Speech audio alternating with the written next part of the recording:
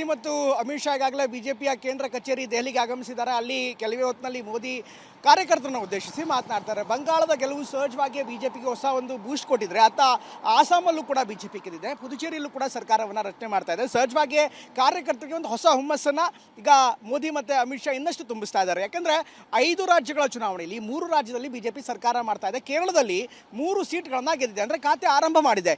ಸಾಮಾನ್ಯವಾಗಿ ಕೇರಳದಲ್ಲಿ ಬಿಜೆಪಿ ಗೆಲ್ಲೋದಕ್ಕೆ ಸಾಧ್ಯವೇ ಇಲ್ಲ ಅನ್ನುವಂಥದ್ದು ಒಂದು ಮಾತಿದೆ. ಜೊತೆಗೆ ಇದುವರೆಗೂ ಕೂಡ ಒಂದೇ ಒಂದು ಸೀಟ್ ಕೂಡ ಗೆದ್ದಿರಲಿಲ್ಲ. ಆದರೆ ಈ ಬಾರಿ 3 ಸೀಟ್ಗಳನ್ನು ಗೆದ್ದಿರುವಂಥದ್ದು ಸಹಜವಾಗಿ ಕೇರಳ ಕಾರ್ಯಕರ್ತರ ಉತ್ಸಾಹ ಕೂಡ ಇಮ್ಮಡಿಗೊಳಿಸುವಂತೆ ಮಾಡಿದೆ. ಇದ್ರ ಜೊತೆಗೆ ಬಂಗಾಳದ ಬಗ್ಗೆ ಮಾತನಾಡಬೇಕು. ಬಂಗಾಳದಲ್ಲಿ ಏನೆಲ್ಲ ಆಗ್ತಾ ಇದೆ, ಬಂಗಾಳದಲ್ಲಿ ಯಾವ ರೀತಿ ರಾಜಕೀಯ ಬದಲಾವಣೆ ಆಗ್ತಾ ಇದೆ, ಸಹಜವಾಗಿ ಒಂದು ಕುತೂಹಲ ಇತ್ತು. ಈ ಬಾರಿ ನಿಜವಾಗ್ಲೂ ಬಿಜೆಪಿ ಮಮತಾ ಬ್ಯಾನರ್ಜಿನ ಸೋಲಿಸೋದಕ್ಕೆ ಸಾಧ್ಯನಾ? ಈ ಒಂದು ಪ್ರಶ್ನೆಯನ್ನ ಅನೇಕರು ಕೇಳಿದ್ರು. ಯಾಕಂದ್ರೆ ಕಳೆದ ಬಾರಿ ಕೂಡ ಇದೇ ರೀತಿಯಂತ ಹೈಪ್ ಇತ್ತು. ಕಳೆದ ಬಾರಿ ಕೂಡ ಇದೇ ರೀತಿಯಂತ ತುಂಬಾ ಇಂಟೆನ್ಸ್ ಆದಂತ, ತುಂಬಾ ತೀವ್ರವಾದಂತ ಚುನಾವಣೆಯನ್ನ ಎರಡೂ ಪಕ್ಷಗಳು ಬಿಜೆಪಿ ಮತ್ತೆ ಟಿಎಂಸಿ ಇಬ್ರು ಕೂಡ ಮುಖಾಮುಖಿಯಾಗಿ ಮಾಡಿದ್ವು.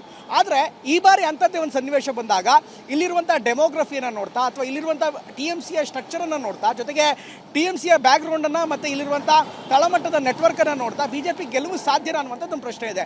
ಅನೇಕ ಕ್ಷೇತ್ರಗಳಲ್ಲಿ 100ಕ್ಕೂ ಹೆಚ್ಚು ಕ್ಷೇತ್ರಗಳಲ್ಲಿ ಬಿಜೆಪಿ ಖಾತೆ ಆರಂಭ ಮಾಡೋದಕ್ಕೆ ಸಾಧ್ಯವಿಲ್ಲ ಅನ್ನುವಂಥದ್ದು ಕ್ಯಾಲ್ಕುಲೇಷನ್ಸ್ ಆಗಿತ್ತು. ಇಷ್ಟೆಲ್ಲ ಆದರೂ ಕೂಡ ಮಹಿಳಾ ಮತದಾರರು ಟಿಎಂಸಿಯ ಜೊತೆಗಿದ್ದರೂ ಕೂಡ ಯಾಕೆ ಟಿಎಂಸಿ ಸೋಲ್ತು?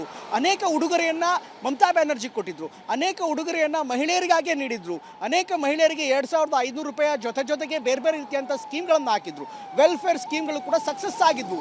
3 ಬಾರಿ ಮಮತಾ ಬ್ಯಾನರ್ಜಿಗೆ ಮಹಿಳಾ ಮತದಾರರು ಕೈ ಹಿಡಿದಿದ್ರು. ಆದರೆ ಈಗ ಅದೇ ಮಹಿಳೆಯರು ಟಿಎಂಸಿ ಅಂದರೆ ಸಿಟ್ ಮಾಡ್ಕೊಂಡಿದ್ಯಾಕೆ? ಅದರ ಸಂಪೂರ್ಣ ಸ್ಟೋರಿಯನ್ನು ಹೇಳ್ತೀನಿ, ಬಿಜೆಪಿ ಗೆಲುವಿಗೆ ಕಾರಣ ಏನು ಅಂತ ಹೇಳ್ತೀನಿ. ಈ ಒಂದು ಪ್ಯಾಕೇಜನ್ನು ನೋಡೋಣ ಬನ್ನಿ.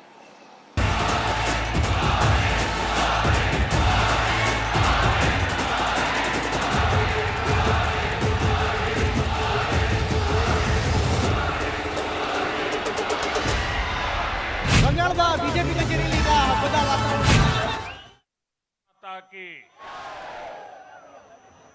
जो लोग मुझे देख नहीं पाते हैं, उनसे मेरी प्रार्थना है कि आप जहां है वहीं से सुन लीजिए,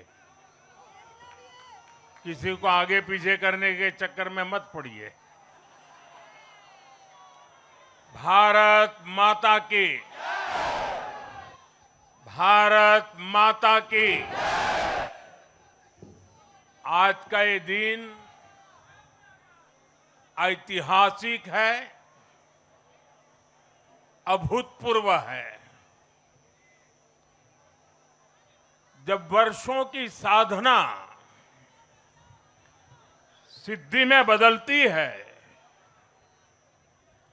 तो चेहरे पर जो खुशी होती है, वो खुशी आज मैं देश भर के भाजपा के कार्यकर्ता के चेहरे पर देख रहा।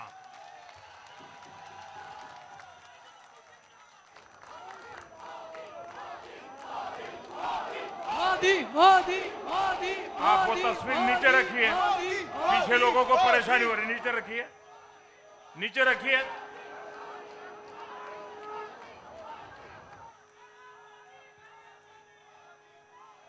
एक कार्यकर्ता होने के नाते मैं भाजपा के हर कार्यकर्ता की खुशी में शामिल हूं।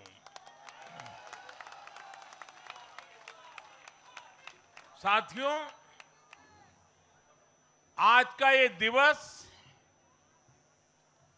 कई मायनों में खास है, विशेष है। ये देश के उज्जवल भविष्य की उद्घोषणा का दिन है। ये भरोसे का दिन है। भरोसा भारत के महान लोकतंत्र पर, भरोसा परफॉर्मेंस की पॉलिटिक्स पर, भरोसा स्थिरता के संकल्प पर, भरोसा एक भारत श्रेष्ठ भारत की भावना पर। साथियों, मैं बंगाल की जनता का, असम की जनता का, पुडुचेरी की जनता का, तमिलनाडु और केरलम की जनता का आज आदरपूर्वक नमन करता हूं। मैं उन सबको वंदन करता हूं। मैं आज बीजेपी के कोटि कोटि कार्यकर्ताओं का भी हृदय से अभिनंदन करता हूं।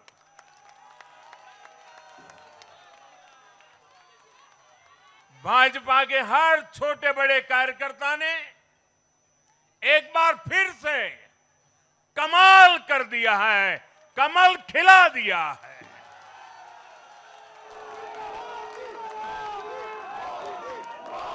आपने नया इतिहास रच दिया है। साथियों, भारतीय जनता पार्टी के अध्यक्ष श्री नितिन नवीन जी द्वारा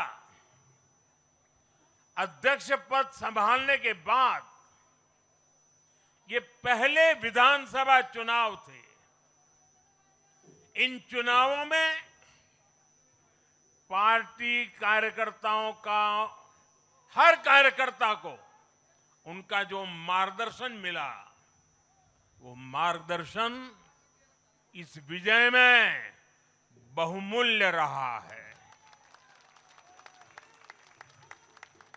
साथियों, आज विभिन्न उपचुनावों के परिणाम भी अत्यंत उत्साहजनक रहे हैं। महाराष्ट्र, गुजरात, नागालैंड और त्रिपुरा में जो उपचुनाव हुए, उसमें हमारे उम्मीदवारों को जनता जनार्दन ने आशीर्वाद दिया और इन राज्यों में भी जीत गए। एनडीए की नेता, महाराष्ट्र की उप मुख्यमंत्री सुनेत्रा पवार जी ने भी बड़ी जीत दर्ज की है। मैं इन सभी राज्यों की जनता का उनके समर्थन के लिए हृदय से आभार व्यक्त करता हूं। साथियों,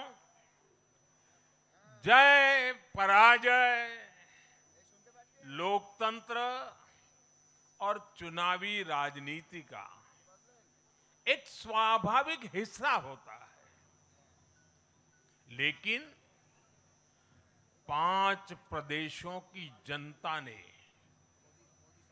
पूरे विश्व को दिखाया है कि ये हमारा भारत मदर ऑफ डेमोक्रेसी क्यों है। लोकतंत्र, डेमोक्रेसी हमारे लिए सिर्फ एक तंत्र नहीं है,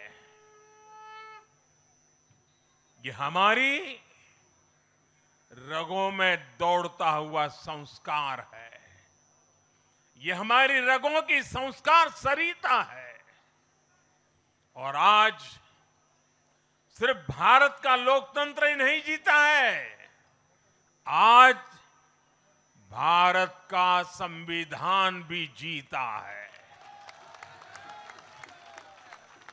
हमारी संवैधानिक संस्थाएं जीती हैं, हमारी लोकतांत्रिक प्रक्रियाएं जीती है।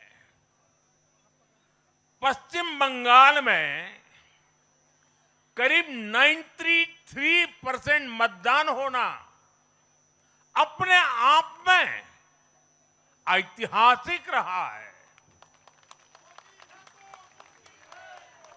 असम, तमिलनाडु, पुडुचेरी और केरलम में भी मतदान के नए रिकॉर्ड बने हैं। इसमें भी महिलाओं की भागीदारी बहुत अधिक रही है। ये भारतीय लोकतंत्र की सबसे उजली तस्वीर बन रही है। साथियों, मैं आज चुनाव आयोग के सभी कर्मचारी भाई बहनों को, जो भी मतदान से जुड़े प्रक्रिया के सारे कर्मी थे, साथ साथ विशेष तौर पर सुरक्षा बलों का भी मैं आज बहुत बहुत अभिनंदन करता हूं। भारत के लोकतंत्र की गरिमाओं को बनाए रखने में आप सबका योगदान इतिहास हमेशा हमेशा याद रखेगा। साथियों, पिछले साल 14 नवंबर को जब बिहार चुनाव के नतीजे आए थे, तब मैंने इसी जगह से बीजेपी मुख्यालय से आप सबको कहा था, गंगा जी बिहार से आगे बहते हुए गंगा सागर तक जाती है। और आज बंगाल की जीत के साथ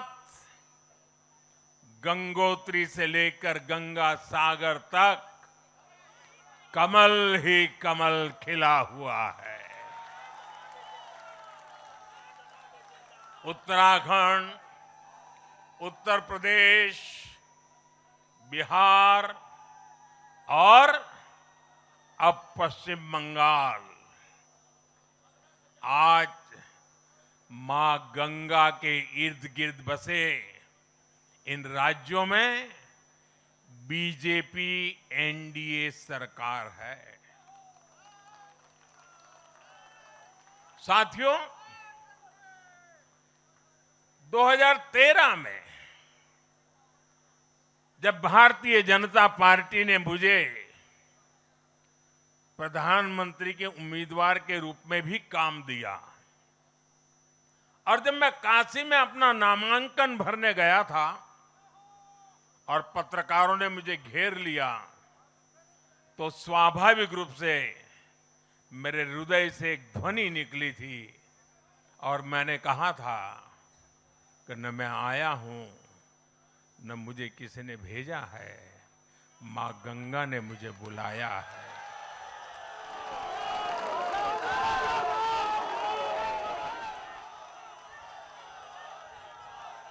और आज मैं हर पल अनुभव कर रहा हूं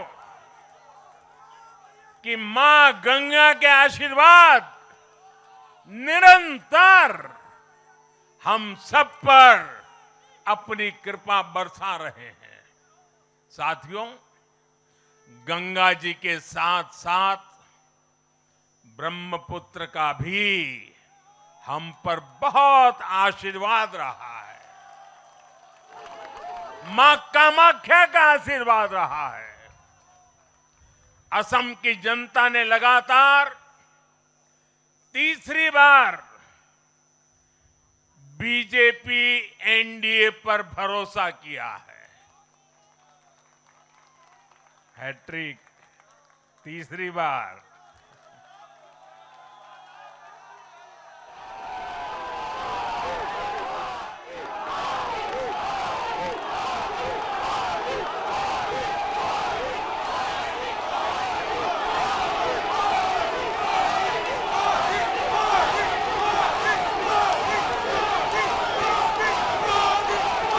ये असम के इतिहास की बहुत बड़ी घटना है। असम के टी गार्डन्स वाले क्षेत्रों में भी बीजेपी को अभूतपूर्व समर्थन मिला है। श्रीमंत शंकरदेव जी, महायोद्धा लसित बोरफुकन जी,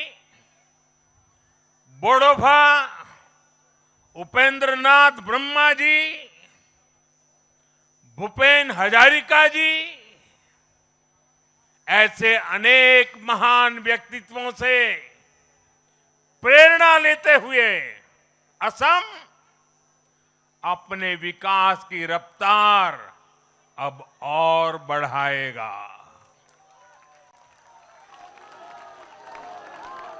साथियों, साल 2021 में हमने पुडुचेरी की जनता के सामने बेस्ट पुडुचेरी का विजन रखा था। पुडुचेरी की जनता ने उस विजन पर विश्वास जताया, हमें अपना आशीर्वाद दिया था। पिछले 5 वर्षों में हमारी एनडीए सरकार ने पूरी निष्ठा और समर्पण के साथ इस विजन को गति देने का काम किया और आज एक बार फिर पुडुचेरी की जनता ने एनडीए पर अपना विश्वास व्यक्त किया है।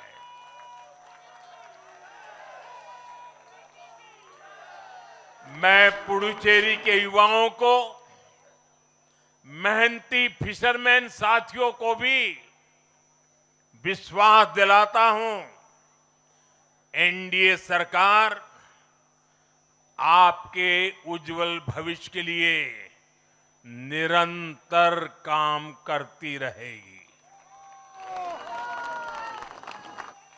पुडुचेरी के हर परिवार की समृद्धि, यही हमारा संकल्प है। साथियों, आज देश के 20 से ज्यादा राज्यों में भाजपा एनडीए की सरकारें हैं। हमारा मंत्र है नागरिक देवो भव। हम जनता की सेवा में जुटे हुए हैं और इसलिए जनता भाजपा पर ज्यादा से ज्यादा भरोसा कर रही है। जनता साफ देख रही है, जहां भाजपा वहां गुड गवर्नेंस, जहां भाजपा वहां विकास। आप बीते 2 साल के ट्रेंड को देखिए। हरियाणा में लगातार तीसरी बार बीजेपी सरकार बनी, महाराष्ट्र में बीजेपी की जोरदार विजय हुई, दिल्ली में अभूतपूर्व जीत हासिल हुई, बिहार में भी हमें पहले से बड़ी विजय मिली और ये सफलता सिर्फ राज्यों के चुनाव में नहीं दिखी, ये सफलता लोकल गवर्नेंस के चुनाव में भी दिख रही है। साथियों, अभी 10 दिन पहले गुजरात के स्थानीय निकायों के परिणाम आए हैं।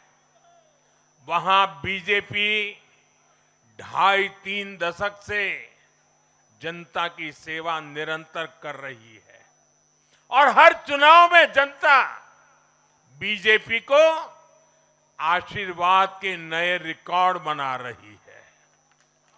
गुजरात में इस बार बीजेपी को अब तक का हाईएस्ट वोट शेयर मिला है। ये भाजपा की गुड गवर्नेंस नीतियों की सफलता का बहुत बड़ा उदाहरण है। साथियों, आज भाजपा के कार्यकर्ता के रूप में मेरे मन में बार बार एक और बात आ रही है और वो बात यह है कि डॉक्टर श्यामा प्रसाद मुखर्जी की आत्मा को आज कितनी शांति मिली होगी।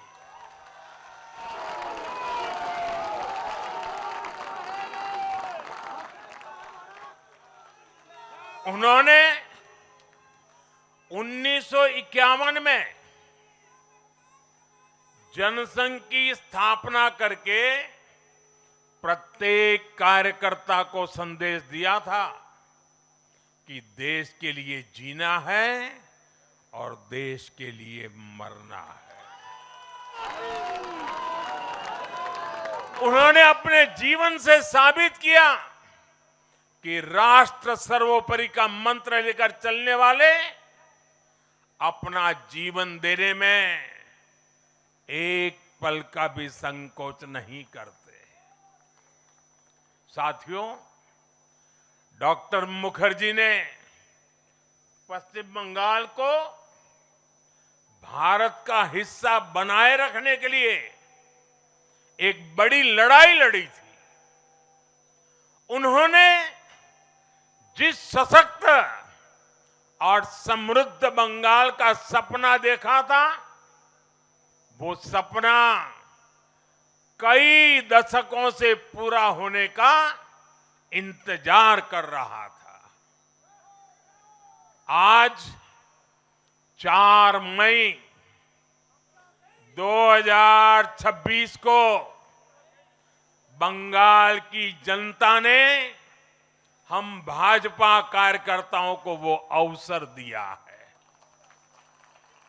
साथियों, बंगाल के भाग्य में आज से एक नया अध्याय जुड़ गया है।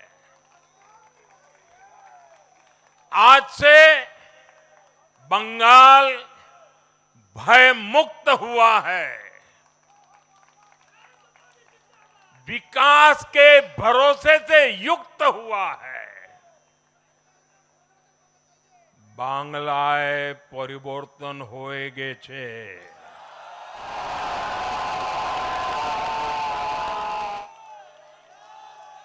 साथियों,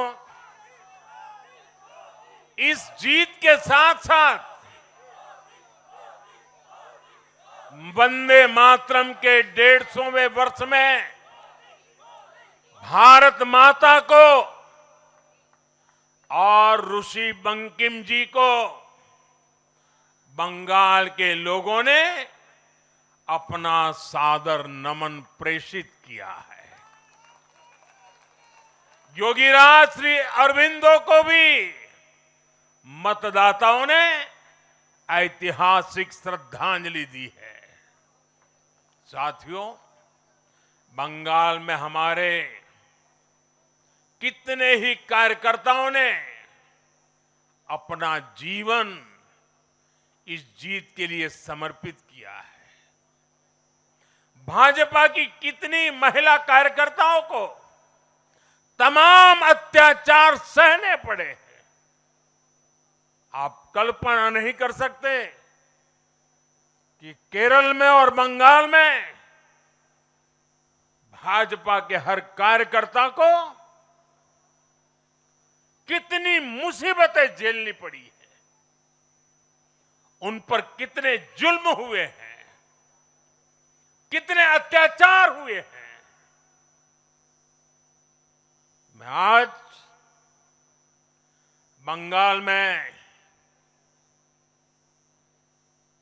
भारतीय जनता पार्टी की सफलता का श्रेय ऐसे सभी कार्यकर्ताओं को, उनके परिवारों को देता हूं। मैं जीत बंगाल की जनता को समर्पित करता हूं।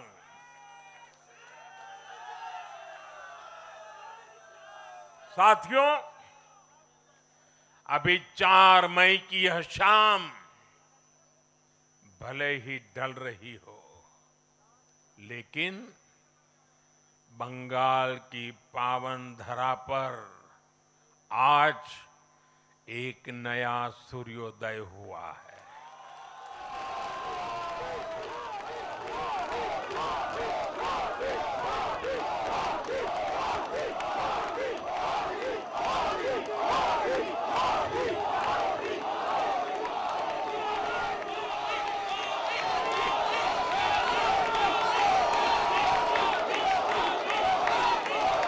एक ऐसा सवेरा, एक ऐसा सवेरा जिसका इंतजार पीढ़ियों ने किया है। भाजपा ने जितनी सीटें जीती वो महज एक चुनावी आंकड़ा नहीं है, ये उस अड़िग विश्वास की हुंकार है जिसने डर, तुष्टीकरण और हिंसा की राजनीति को जड़ से उखाड़ फेंका है।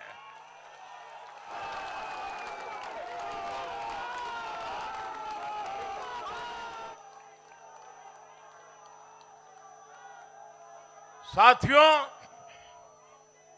आज से बंगाल के भविष्य की एक ऐसी यात्रा शुरू हो रही है जहां विकास, अटूट विश्वास और नई उम्मीदें कदम से कदम मिलाकर चलेगी। मैं आज हर बंगालवासी को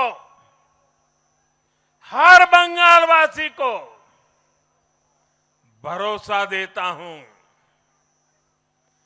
बंगाल के बेहतर भविष्य के लिए भाजपा दिन रात एक कर देगी।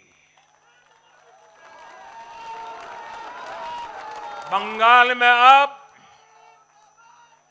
महिलाओं को सुरक्षा का माहौल मिलेगा, युवाओं को रोजगार मिलेगा, पलायन रुकेगा। पहली कैबिनेट में ही आयुष्मान भारत योजना को हरी झंडी दिखाई जाएगी और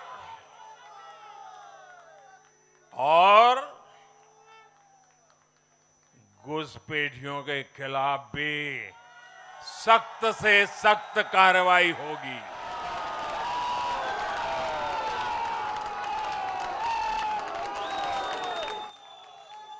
साथियों, इस महाविजय की दहलीज पर खड़े होकर हम गुरुदेव टैगोर को भी याद कर रहे हैं। पोचिशो बैशाख 9 मई का दिन दूर नहीं है। हमारा संकल्प भी वही होना चाहिए जो उनका स्वप्न था। एक ऐसा परिवेश जहां मन भय मुक्त हो और सिर ऊंचा हो। और बीजेपी बंगाल में ऐसा भय मुक्त वातावरण बनाकर दिखाएगी, ये मोदी की गारंटी है।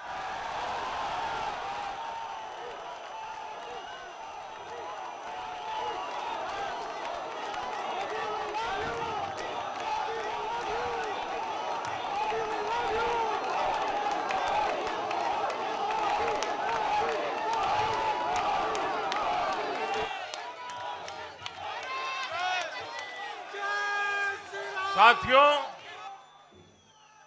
बंगाल के ये चुनाव एक और वजह से बहुत खास रहे हैं। आप याद कीजिए, बंगाल चुनाव के समय कैसी खबरें आती थी।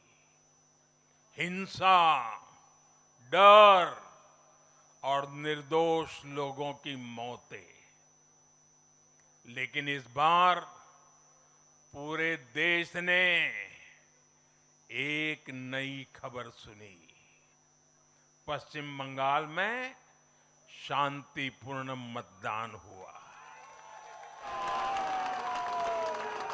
पहली बार ऐसा हुआ कि चुनावी हिंसा में एक भी निर्दोष नागरिक की जान नहीं गई।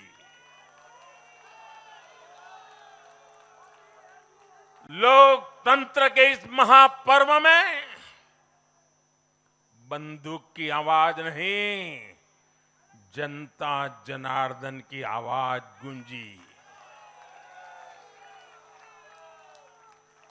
पहली बार डर नहीं, लोकतंत्र जीता है। साथियों, आज जब बंगाल ने परिवर्तन के नए दौर में प्रवेश किया है, तो मैं बंगाल के हर राजनीतिक दल से एक आग्रह भी करना चाहता हूं। बंगाल में बीते दशकों में राजनीतिक हिंसा की वजह से न जाने कितनी जिंदगियां बर्बाद हो चुकी है। मेरा स्पष्ट मानना है कि आज से बंगाल की इस चुनावी जो आदतें फैली हुई हैं, उसमें बदलाव आना चाहिए।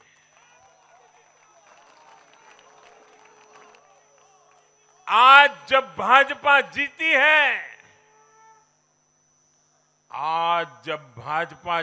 है, तो बदला नहीं, बदलाव की बात होनी चाहिए। भय नहीं, भविष्य की बात होनी चाहिए।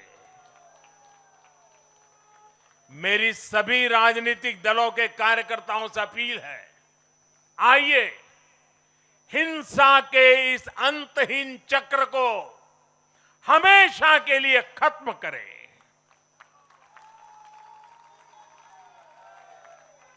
किसने किसे वोट दिया, किसे नहीं दिया, उससे ऊपर उठकर बंगाल की सेवा के लिए काम करें।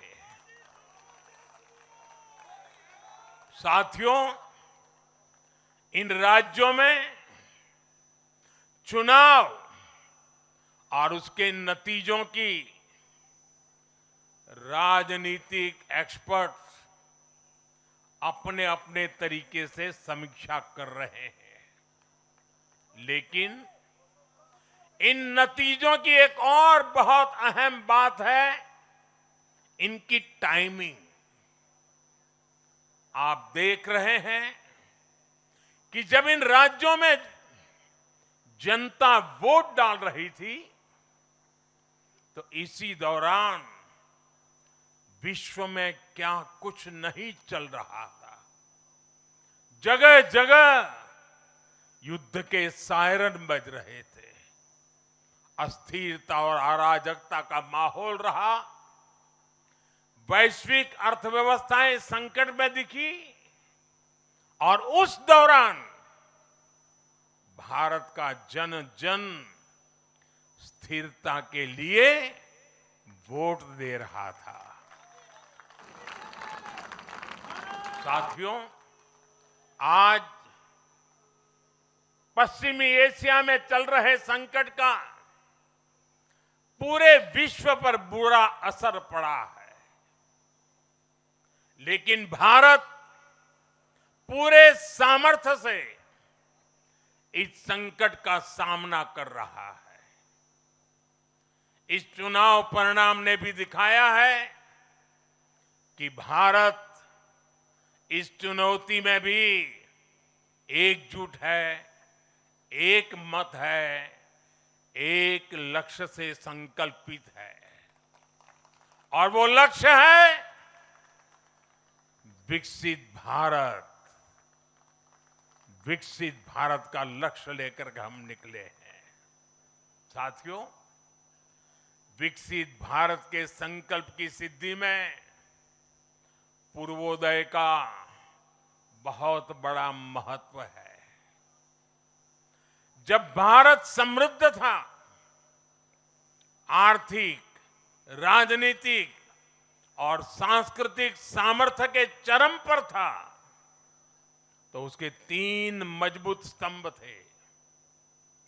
ये स्तंभ थे अंग, अंग यानी आज का बिहार, बंग यानी आज का बंगाल, और कलिंग यानी आज का उड़ीसा।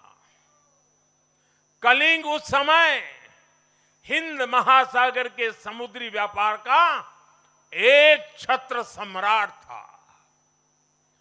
कलिंग के बंदरगाह पूरे एशिया तक भारत के उत्पादों को पहुंचाते थे। वही अंग सूत, रेशम और अन्य व्यापार के साथ साथ नालंदा और विक्रमशिला जैसे एजुकेशन सेंटर्स का भी हब था। और बंग वो सांस्कृतिक धरती थी जहां से भारत की आत्मा की आवाज उठती थी।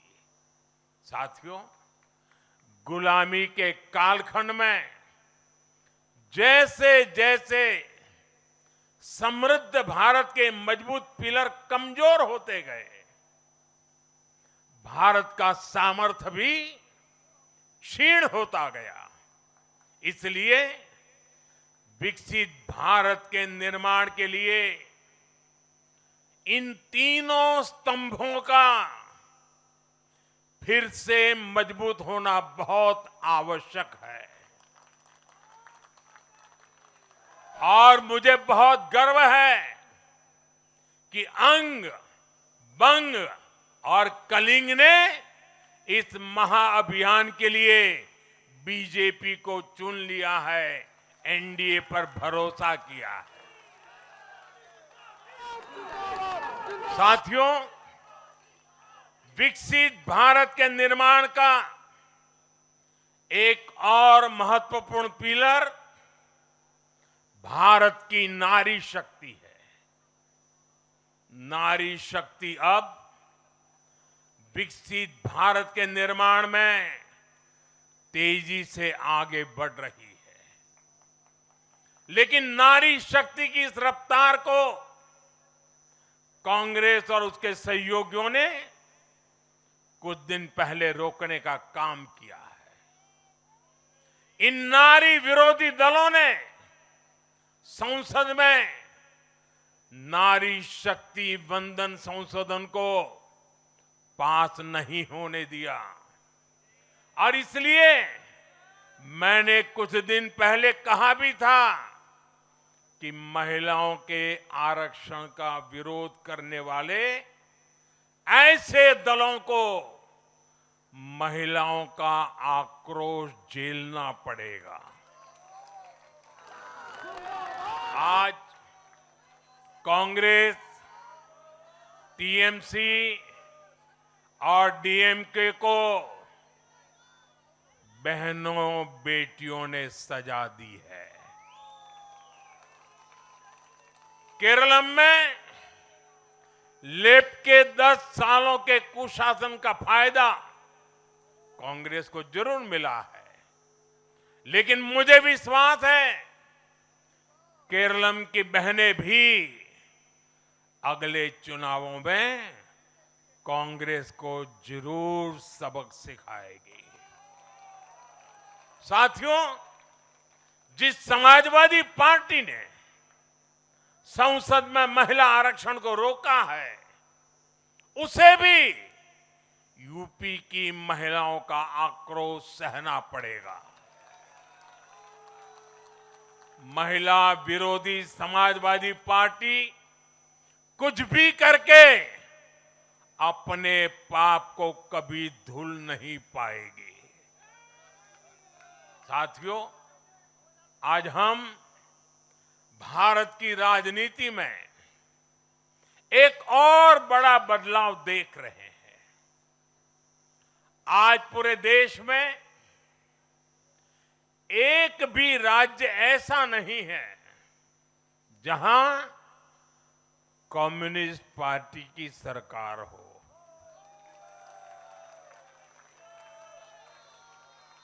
एक भी नहीं है। ये सिर्फ सियासत का बदलाव नहीं है, ये सोच का बदलाव है। ये बताता है कि विकसित होता हुआ भारत किस दिशा में आगे बढ़ना चाहता है। आज का भारत अवसर चाहता है, विकास चाहता है, विश्वास चाहता है।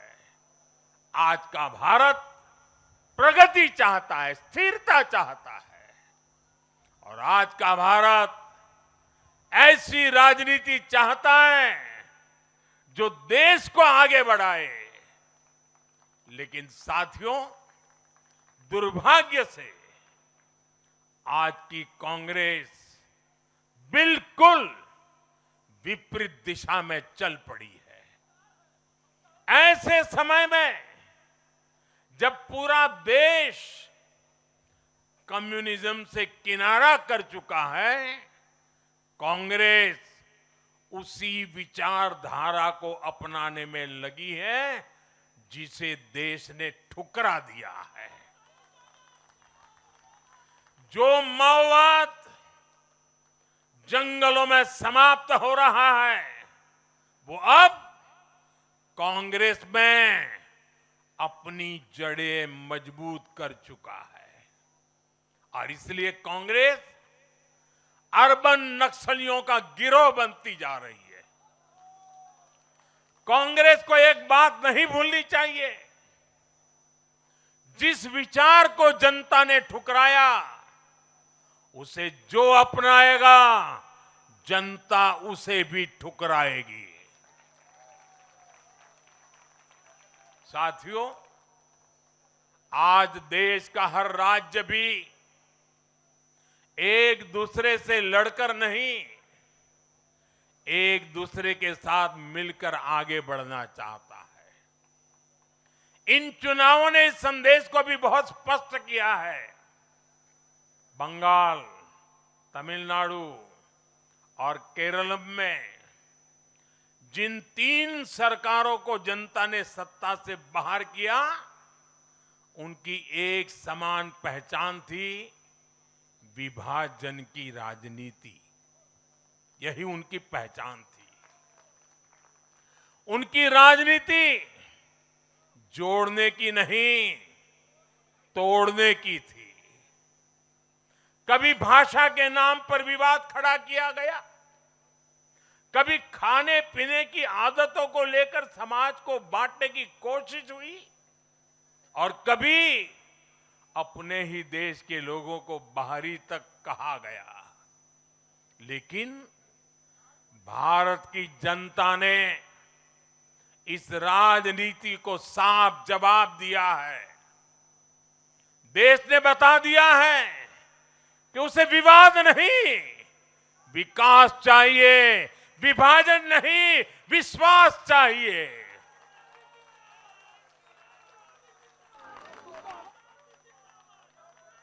साथियों, आजादी के बाद कांग्रेस ने देश के करीब करीब हर राज्य में सरकारें बनाई। ये आजादी के आंदोलन का जो इमोशन था, उसका उनको लाभ मिला था, उसमें से उपजा हुआ जनादेश था। लेकिन जैसे जैसे आजादी के आंदोलन का इमोशन से आगे निकल करके देश धरातल के काम पर लौटा, वैसे वैसे कांग्रेस जनता का भरोसा खोती चली गई। बीते दशकों में देश ने युवाओं की अनेक पीढ़ियां जोड़ी है, लेकिन कांग्रेस घटती ही चली गई है। कांग्रेस देश की संस्कृति को नहीं समझ पाई, देश की संवेदनाओं को समझ नहीं पाई।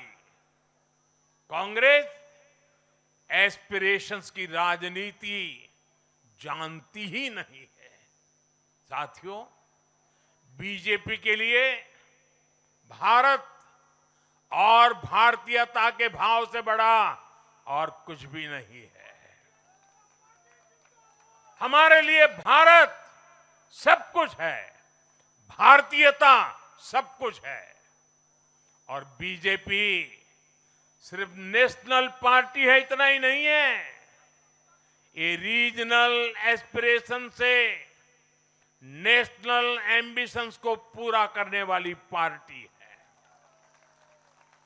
इसलिए बीजेपी अपने विचार, विजन और विकास के विश्वास पर खरा उतरकर देश की पसंद बन रही है, जनता जनार्दन के आशीर्वाद प्राप्त कर रही है। भाजपा परिवार की नहीं, जमीन से जुड़ी राजनीति करती है। इसलिए आज नॉर्थ ईस्ट भाजपा से जुड़ता है।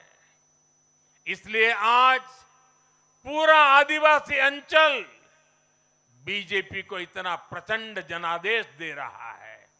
इसलिए देश के मछुआरों का भूतपूर्व समर्थन बीजेपी के साथ है। इसलिए देश के किसानों की पसंद बीजेपी है। साथियों, लोकतंत्र में जनता की आकांक्षा सर्वोपरि है। तमिलनाडु की जनता ने एक नया प्रयोग किया है। मैं यूडीएफ को भी बधाई देता हूं। मैं तमिलनाडु और केरलम की जनता को विश्वास दिलाता हूं कि भारत सरकार इन राज्यों के विकास के लिए भी कंधे से कंधा मिलाकर चलेगी। साथियों, हम बंगाल, असम और पुडुचेरी की जनता की हर उम्मीद, हर अपेक्षा को अपनी सेवा से पूरा करेंगे। इसी विश्वास के साथ बंगाल, असम और पुडुचेरी में एक बार फिर से बीजेपी एनडीए को विजयी बनाने के लिए, लोकतंत्र को विजयी बनाने के लिए मैं सभी नागरिकों का, सभी मतदाताओं का और सभी देशवासियों का हृदय से आभार व्यक्त करता हूं और सर झुका करके उनका ऋण स्वीकार करता हूं। मेरे साथ बोलिए, भारत माता की, भारत माता की, भारत माता की, वंदे वंदे वंदे वंदे वंदे वंदे।